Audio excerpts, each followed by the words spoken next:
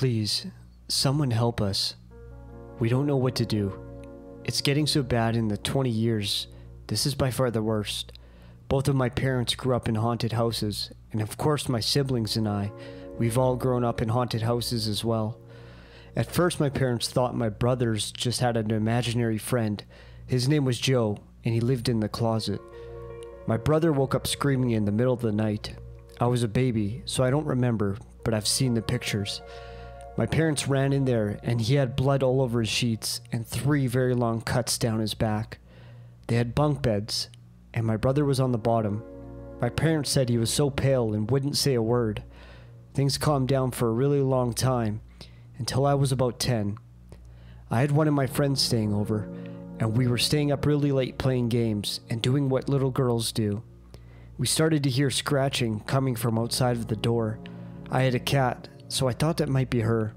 I went to open it for her, but no one was there, so we just shrugged it off. Then it started again, and the doorknob started to jiggle, and it slowly opened, and there was a dark figure standing there. Looked like it was out of breath, and its shoulders were going up and down. Then it lunged at us, and we screamed. My parents came running. Nothing or nobody was in the house. She never stayed again, and stopped being my friend shortly after.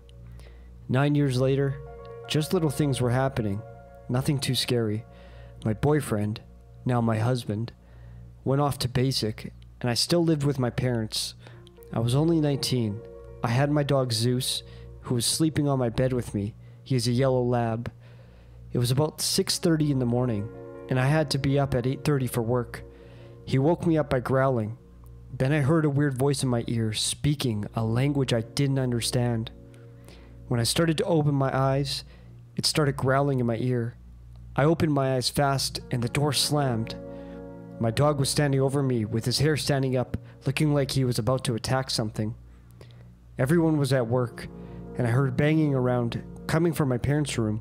I got Zeus off of me. I jumped out of the bed and ran to my parents' room. Cabinets were opening and closing fast, and things were getting thrown around everywhere around the room, and it wouldn't stop. I went to run out, and the door slammed shut. My dog, now running around the house barking and growling, started running into the door. I said, "Screw this," and ran out of there, grabbed my work clothes, my dog, and got the hell out. I dropped my dog off at my friend's and went to work early. When I got home, my parents' room was destroyed. My mother was crying and my dad was pissed. I told them everything. We decided not to talk about it again and went on with the rest of the day. My brother still lived with my parents back then. That night my door was opening and closing, and I kept hearing running in the hallway, so I thought it was him. I slipped on my slippers and stomped to his room. I was going to yell at him to knock this stupid shit off, but when I opened the door he was snoring. I woke him up and made him promise it wasn't him. He told me to leave his door open to see if he sees anything. I'm halfway down the hallway. My brother yells at me to run to my room and not look back. But of course I turn around, and instead, as I turn around, I see a large, dark figure standing in his doorway, staring at me. It had large red eyes, just staring at me. I froze and started to whimper. My brother, being the protective big brother, came charging, telling the thing to leave me alone when he got to it, and it disappeared. My brother ran to me and led me to my room, and slept on the floor that night to stay with me, but I didn't sleep. Now a year later, I'm 20. My husband is away for the army, and we are waiting for our plumbing to be done at our new house. Last night, we had a bad rainstorm. I woke up to growling again, but I couldn't move. Out of the corner of my eye, there was the figure, with red eyes, again, just staring at me. Thunder started, and it opens its mouth so wide, it could have fit my whole head in its mouth. It had huge, sharp teeth and a long, skinny tongue. It started to scream. My ears started to ring. I wanted to cover them, but I couldn't. My dog was half growling and half whining, starting to bark. My parents came running in, covering their ears, but stopped in mid-run when they saw the thing. My dad came running to me anyway, and picked me up and carried me to his room with my dog following. Zeus had his back to us, so he could face this thing, and he never took his eyes off of the figure until it was out of sight. I finally was able to move. and I started crying and shaking uncontrollably. My brother lives here as well with his girlfriend. We heard her scream. Then she started banging on the door as well. So my dad opened it, and she came running in, crying and shaking. We start to ask, "Where's Mike?" Before she can answer, he came out of the room on his hands and feet with black eyes, just staring at us. We all froze. None of us knew what to do. My brother then popped his neck and started running for us. My dad slammed the door shut and locked it. My brother started to run against it. My mom is screaming for it to get the hell out of her house and just kept repeating this while throwing things and stomping. Then it goes quiet. My dad opened the door and my brother was passed out in front of the door with his nose bleeding. When my brother woke up, we told him everything. He didn't remember a thing. He remembers hearing screaming. Then it all went black. He tells us all sorry and then stays quiet the rest of the night. Nobody slept last night. We all called in and tried to figure something out. Now it is the next night and it's 11 at night, and we are hearing growling and scratching through the house. We can't do this again. Please help. I'll keep you all updated as soon as I can. Thank you. My name is Kyle, and I live in a haunted house in Edmonton, Alberta. Well, at least my mom and brother thought so at first, but I was a little skeptical that the house was haunted until something happened to me personally. I'm 19 now, but the story takes place when I was 17 and in the middle of August. First off, I'll list the events that happened to my mom and brother, predating the event that happened to me. My mom and brother have both had cases of sleep paralysis in this house, which had never happened before we moved in. They both told me that their experiences went like this. They felt like someone was slowly pushing down or sitting on their chests while they were sleeping and would wake up with no one on top of them and being unable to speak or move, which is quite scary when you think about it, being helpless like that. Another thing that has happened to both my mom and brother was that while they were sleeping or on their bed, something would suddenly, out of the blue, yank off the covers and scare the absolute shit out of them. My brother has had this happen to him multiple times, whereas my mom has only had it happen to her once. My brother, he also experienced the same thing as I did, but 2 weeks before I had it happen to me, and he didn't tell me until this day. I saw what he did. Now that you know the predating events, I'll tell my story. It was a weekend, and my mom had left to take my brother to soccer, while I was at home in my room playing video games with my buddy. After we had stopped playing, I turned Discord off after saying goodbye to my friend and turned my PC off and sat on my bed and opened up YouTube to watch some of my favorite YouTubers as they had just uploaded a video. While I'm laying on my bed, I hear the dishes in the sink in the kitchen down the hall start rattling, and then I begin to hear the cabinets being closed and opened. Me being stupid and thinking it's just my mom back from soccer with my brother, when they had just left 30 minutes ago and soccer usually takes like 2 hours. I peek my head out and down the hall to see if it's them. To my shock, it wasn't them. Instead, I see a black mist-like shadow person standing at the end of the hall that leads into the kitchen. In complete awe of what I'm seeing, I just stare at this thing, unable to process what is in front of me. After what seemed like a minute or two, I dip back into my room and slam the door shut and sit against it. I remembered my phone was on my bed and slide over to it and text my mom and ask her, what should I do? She tells me to get the hell out of the house and go stay at a friend's until she gets back home with my brother. So I do that. I look outside my door and down the hallway to see if it's clear. Lucky for me, it was. Gathering my courage and grabbing my long board, I book it down the hall and out the door of my house, grabbing my shoes on the way and stopping on the driveway to put them on. As soon as I had them on my feet, I plopped my board on the ground and started off almost wiping out in a hurry, and right over to the friend's house who I was previously playing games with before everything hit the fan. Once I get there, he lets me in and we sit down, and I tell him what I saw. To my surprise, he believes me, and he tells me one time while he was staying the night at my house, he saw what I saw in the kitchen. While he was waking up in the night on the couch, which is in the living room next to the kitchen, he saw a dark figure standing in the kitchen, staring down the hall towards my family room, including my own room. Apparently, he thought it was a dream since he was still half asleep and groggy as hell, so he didn't say anything about it, and the next day just went on and acted like everything was all good. Once my mom had gotten home and we felt okay, Since we had numbers, we decided to enter the house.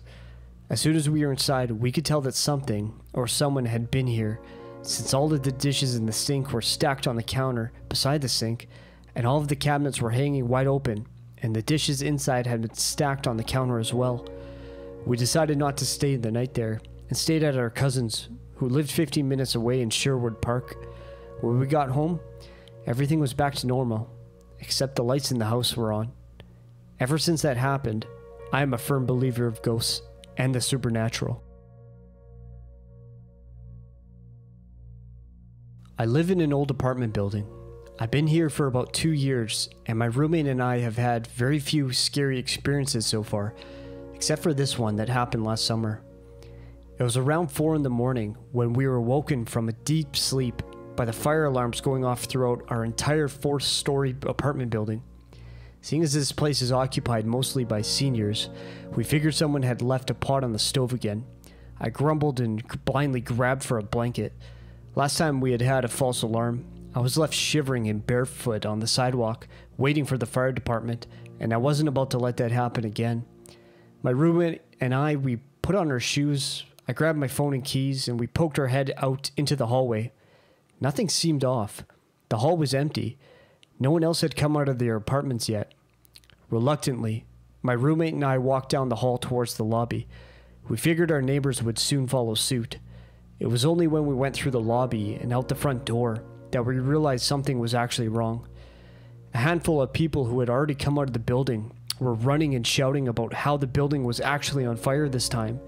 We followed them around the side of the building as more and more people fled in their pajamas, and to our horror, we saw an apartment on the top floor belching out flames. People were frantic, searching for water, a ladder, anything. Someone remarked that there was a lady who lived in that apartment who had had mobility issues and she needed to be rescued now, and where the hell was the fire department? My roommate was quite disturbed by the whole scene, so we decided to go back to the front of the building, away from the fire. On our way, we saw a guy jump off his balcony to the ground. He rolled when he landed, but I think it still really hurt, judging from how he sat on the grass and groaned for a while. He was lucky to only be on the 2nd floor.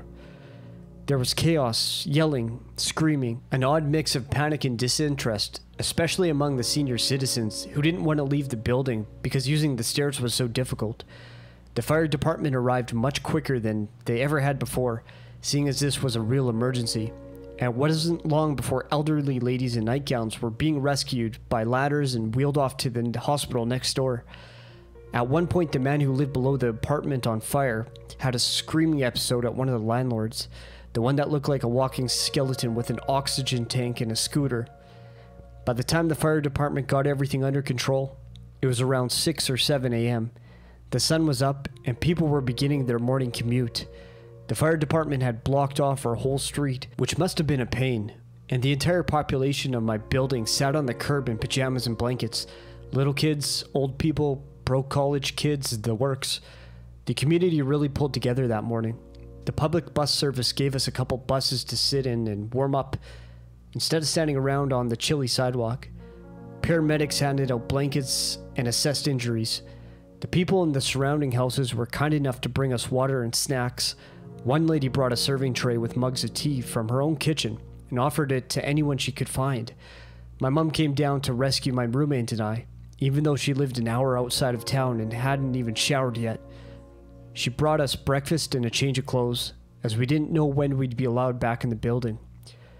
The most disturbing details of what had just taken place that morning came to us as we were waiting on the bus. Everyone was talking about the fire, of course, but one man had a particularly horrifying detail to add. He'd heard through the grapevine that the lady whose apartment caught fire never made it out of the building. Sadly, we suspected as much with her mobility issues and all, but there was more. The firefighters apparently found her in the hall. She had made it out of her apartment, but couldn't escape the smoke. Whether she died from smoke inhalation or from burns, we aren't sure. But one thing that man said that sticks with me is that someone said that as they stood outside and watched the flames, they heard the woman screaming, "Help me, I'm burning." I've always been afraid of burning to death, and the idea that my neighbor may have had such a horrifying end is deeply disturbing.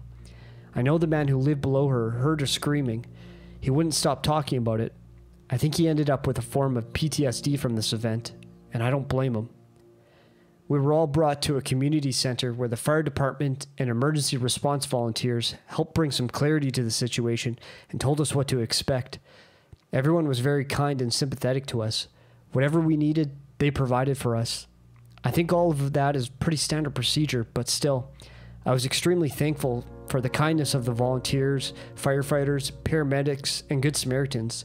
It was pretty surreal to be in a situation like that. We had almost nothing on us. My roommate hadn't thought to grab her phone, so she had to borrow mine to let her family know she was okay. We had no money, no ID, none of the essentials, and we had no idea how long we would be homeless. I hadn't been so happy to have my mom with me in forever. I felt like a scared little girl, even if I didn't show it. We were lucky. The fire happened on the opposite end of the building from us. Our unit was totally unaffected, and we were one of the few allowed back in our apartment that same day. The building stunk of smoke for weeks. Even though the fire took place on the 4th floor in a single apartment, the damage was extensive. Even on the ground floor, the walls were blackened with ash. When they attempted to start fixing up the building, they found asbestos in the walls. A few people were forced to move out of their apartments, and we're talking people who had lived there for around 30 years. I remember the night we were allowed back into our apartment. I wanted to box up my most important possessions and keep them in my car, as if I thought the building was going to catch fire again. My home didn't feel safe anymore, and it wouldn't for several weeks. It would take a long time for us to hear anything about what had caused the fire. Last I heard, a space heater was to blame, but I don't know for sure. And the days that followed, the fire was featured on the front page of the local paper. The family that lived just down the hall from us were featured in that picture. The article spelled out details that I had already heard.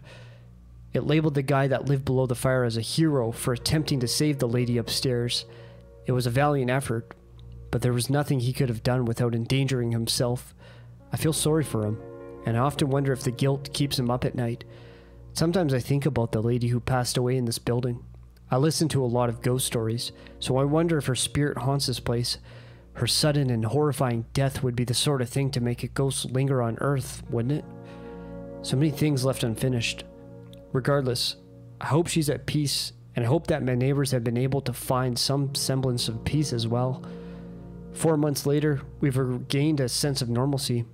Things are back to how they were before, if you ignore the orange tarps around the side of the exterior, the restoration vans that come and go every day, and the security guards stationed in the lobby. The damaged wing is still closed while they try and sort out the asbestos situation, but for those of us who live on the other end of the building, things are relatively normal. I hope they stay that way.